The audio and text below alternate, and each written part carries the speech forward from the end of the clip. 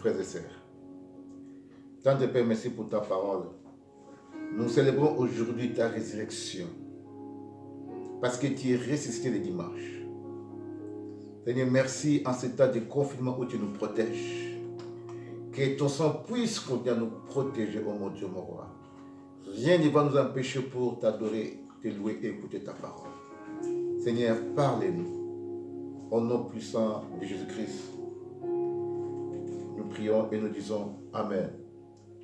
Voilà, frères et sœurs, que Dieu puisse te bénir, toi qui suis cette parole. Aujourd'hui, je vais parler de la foi. La foi, c'est quoi la foi? Frères et sœurs,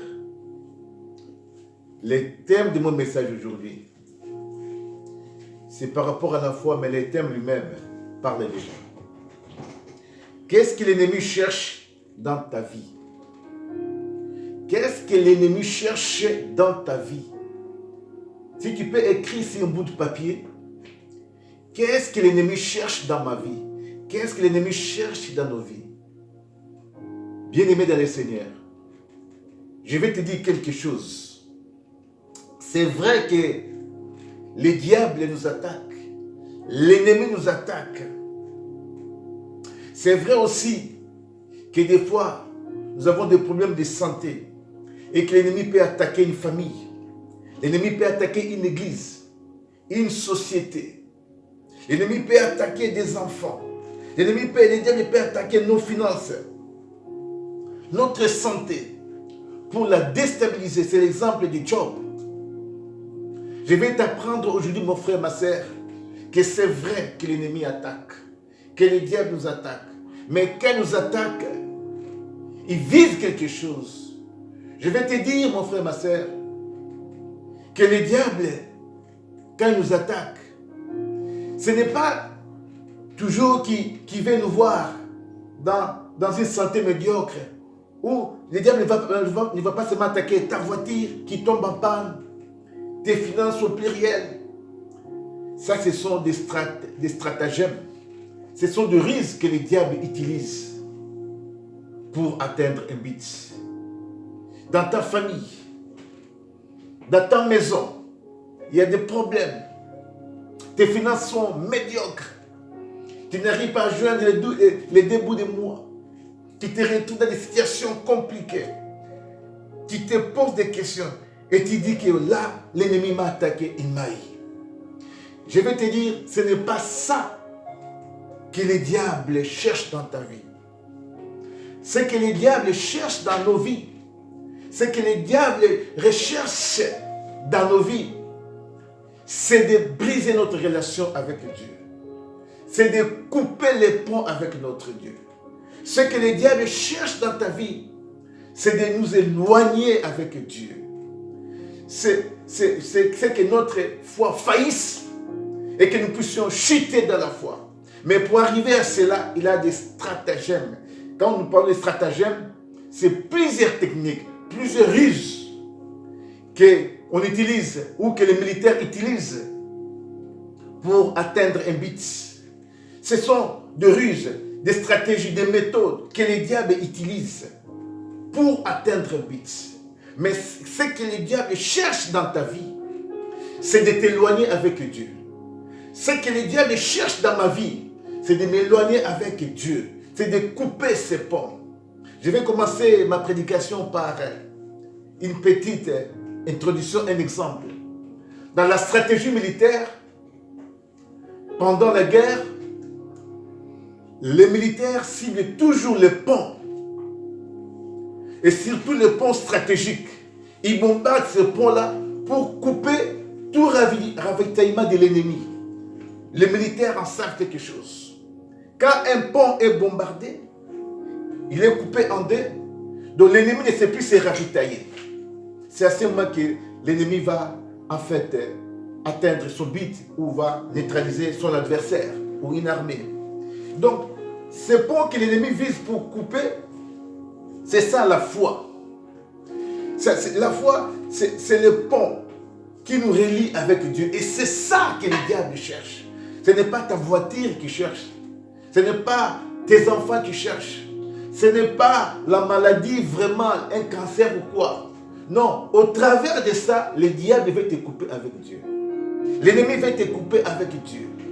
Par ce ruse, par un échec à l'école. L'ennemi va te couper avec Dieu parce que quand il aura coupé ta relation de Dieu, qui est une relation spirituelle de prière, c'est à ce moment que tu vas te poser des questions. Beaucoup de gens sont en train de passer moi dire, je vais m'adresser à quelqu'un qui est malade. Le but, peut-être de ta maladie, le diable va te couper avec Dieu en coupant ta foi, c'est-à-dire en bloquant ta foi. Parce que quand tu es malade, tu peux te poser la question, comme Job, tu vas dire, où est mon Dieu? Mon Dieu, tu m'as abandonné, voilà. Mais ce que le diable cherche dans ta situation, c'est de te couper avec Dieu. C'est de couper ta relation avec Dieu. Une fois que ta relation avec Dieu est coupée, là, il peut faire son boulot. Voilà, frères et sœurs, comment je peux en fait introduire mon message. Que Dieu te bénisse, toi qui suis ce message. Je commence d'abord par, c'est quoi la foi? Hébreux chapitre 11, verset 1, nous dit ceci. La foi est la ferme assurance qu'on a à des choses qu'on espère, une démonstration de celles qu'on ne voit pas. La foi est la ferme assurance qu'on a à des choses qu'on espère. Une démonstration de celles qu'on ne voit pas. C'est de la foi. C'est quoi? C'est la ferme assurance qu'on a à des choses qu'on espère. Je n'ai jamais vu la vie éternelle, mais je crois maintenant. Je n'ai jamais vu Dieu, mais je crois que Dieu existe. Je n'ai pas encore vu la guérison, mais je crois maintenant que je suis guéri quand je prie au nom puissant de Jésus-Christ. Le royaume de Dieu, lui-même, c'est un royaume spirituel. Je n'ai pas encore vu ça physiquement, mais je crois. C'est ça la foi. La démonstration des choses invisibles. C'est ça, frères et sœurs, la foi. Alors le diable cherchera toujours à couper cette relation. Mais la foi aussi, Éphésiens chapitre 2, verset 8, là la foi apparaît comme un pont, comme un moyen.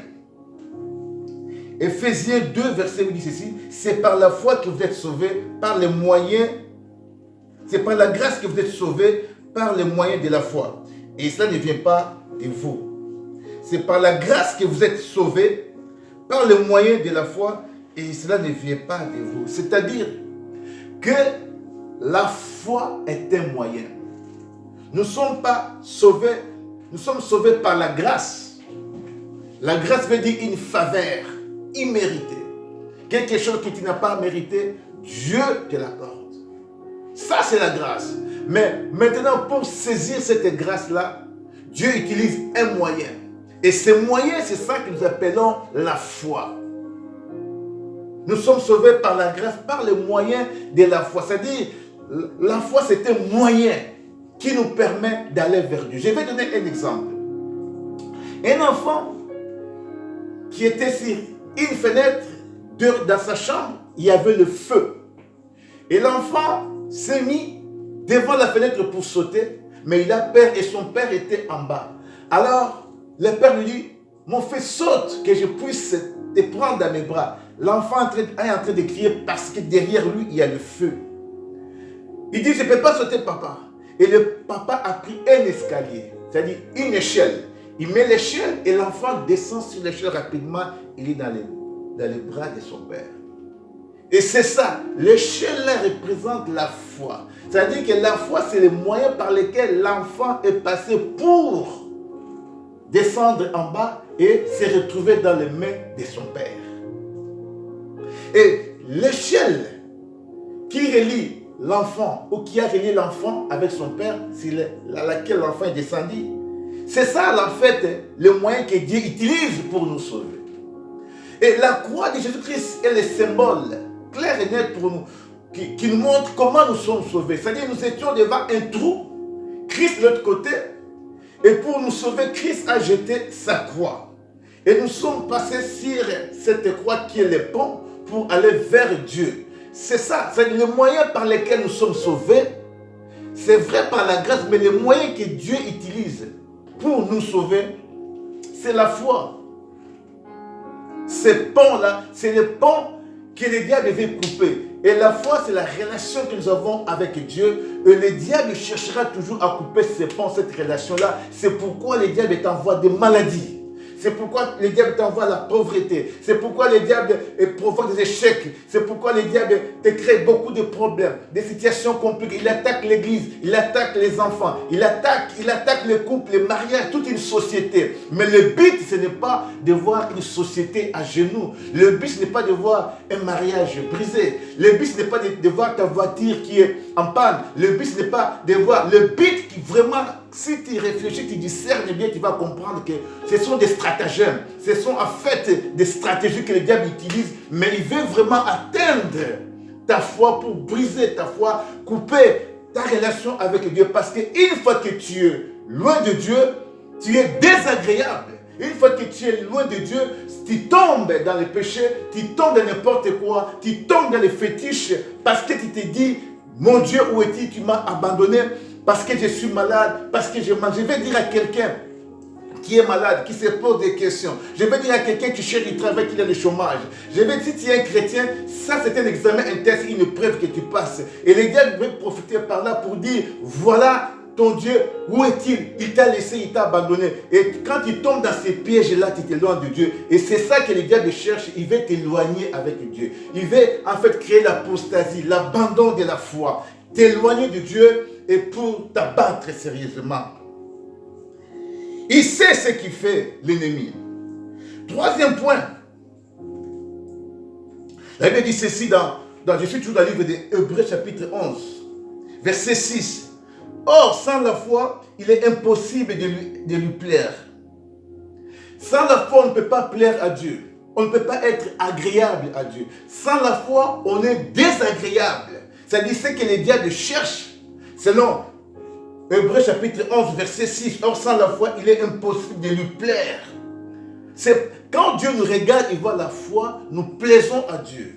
Nous dégageons un parfait d'une bonne odeur. Nous sommes dans sa présence. Dieu nous voit comme des fleurs. Et il peut communiquer avec nous. Parce que c'est la foi qui nous unit avec Dieu. Et quand nous sommes loin de Dieu, nous sommes désagréables. Quand il n'y a pas la foi, tu ne peux pas plaire à Dieu. C'est pourquoi il dit ceci. Tous ceux qui s'approchent de Dieu doivent croire que Dieu existe et qu'il rémunère. Voilà, frères et sœurs, comment nous pouvons comprendre la foi. Or, sans la foi, il est impossible de lui plaire. Une fois que le diable a coupé notre relation avec Dieu, il a attaqué notre foi, c'est à ce moment que le diable peut commencer son travail. C'est l'exemple de Job. Pour atteindre Job, pour casser la relation de Dieu, la foi de Job envers son Dieu, le diable lui a envoyé beaucoup de situations. La maladie, ses enfants sont morts, sa richesse, tout. Job avait tout perdu.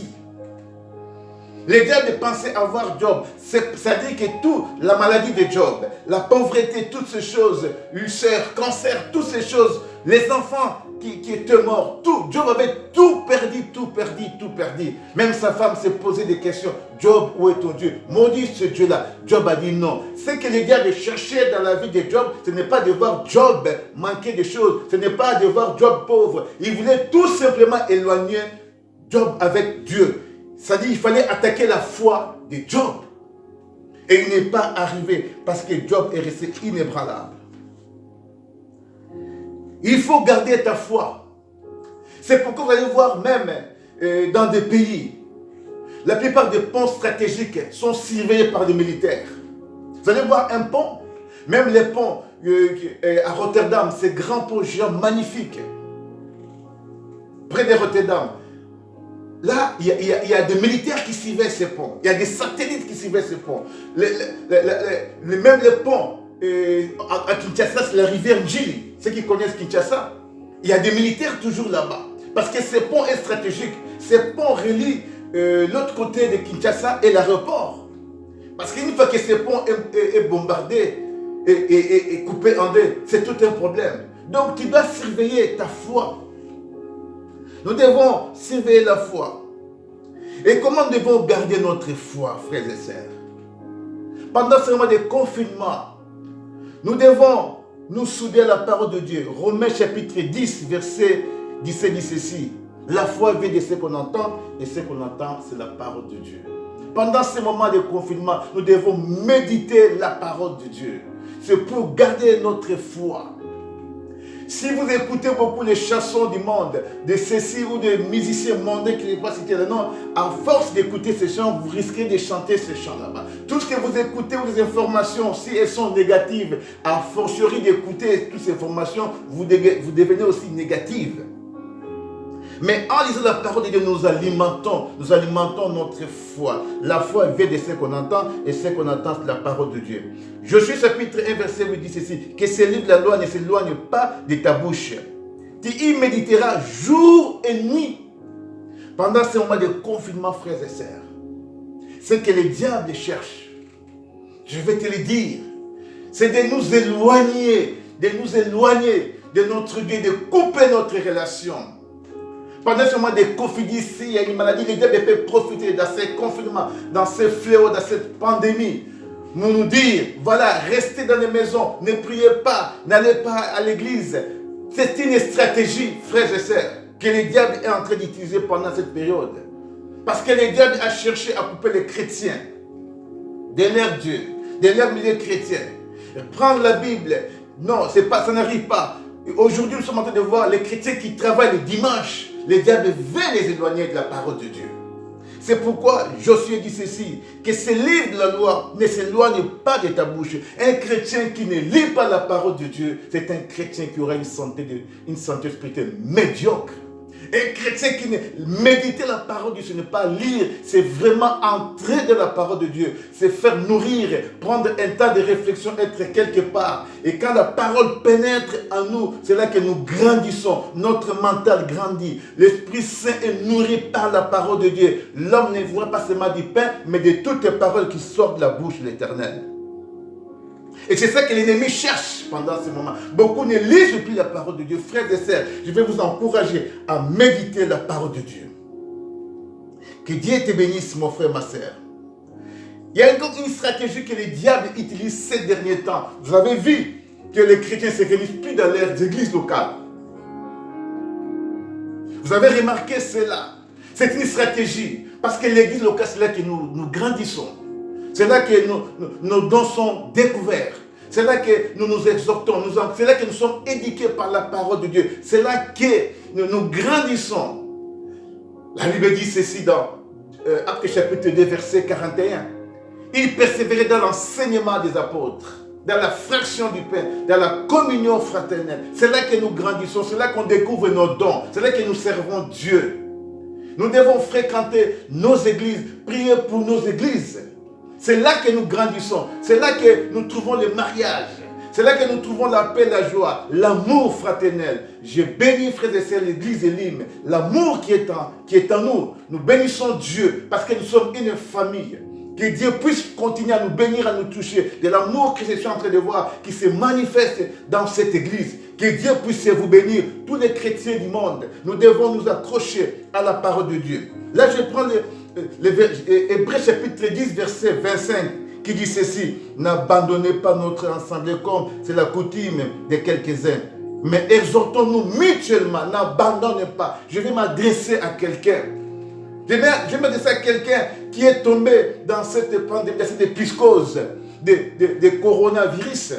Non, je ne vais plus prier. Non, je vais te rappeler. Ne tombe pas dans cette maladie-là. Je vais dire à quelqu'un qui a pris une décision. Il dit que non, après ce moment de pandémie, je n'irai pas à l'église. Tu te trompes. C'est une mauvaise décision. C'est le diable qui veut t'éloigner. C'est une stratégie. Je ne dis pas que c'est temps. Dieu sait que cela est arrivé. Mais le diable va profiter aussi de ça pour nous couper de notre assemblée. J'encourage les chrétiens. Je bénis Dieu pour l'église Elim. Aujourd'hui, je m'adresse de paix à notre assemblée. Parce que je vois l'amour est là. Je vois, vous êtes en train de soutenir l'église, même les projets achat bâtiment, même nos dîmes offrandes, les paiements du loyer. Ça c'est fait. Continuez, frères et sœurs. C'est aussi une façon de s'accrocher à son assemblée. N'abandonnez pas vos assemblées. Je vais dire à quelqu'un, si tu as pris une mauvaise décision, de quitter l'église, d'abandonner l'église, le diable est en train de te tromper. Le diable cherche tout simplement à te couper de la source, de la source alimentaire spirituelle de la parole de Dieu, de ta maison, de là où tu écoutes la parole, là où tu vis la communion fraternelle, là où tu écoutes la joie, là où tu vis avec des frères et sœurs. On ne peut pas évoluer de façon singulière à côté. Les chrétiens évoluent dans l'église de Jésus-Christ. Parce que Christ, c'est lui le chef de l'église. Il a dit à Pierre, Pierre, je bâtirai mon église. Les séjours de mort ne prévaudront point contre elle. Rien du tout. L'église là que nous vivons, la communion fraternelle, l'amour, la joie, n'abandonnez pas vos assemblées comme c'est la coutume des uns et des autres. Mais exhortons-nous tous les jours dans la parole de Dieu. Et c'est la chose que le diable cherche à te couper de ton église, à te couper avec Dieu. Il attaque la foi. Mais pour arriver à la foi, il passe par des réflexions. Il passe par des cinquièmes évangiles.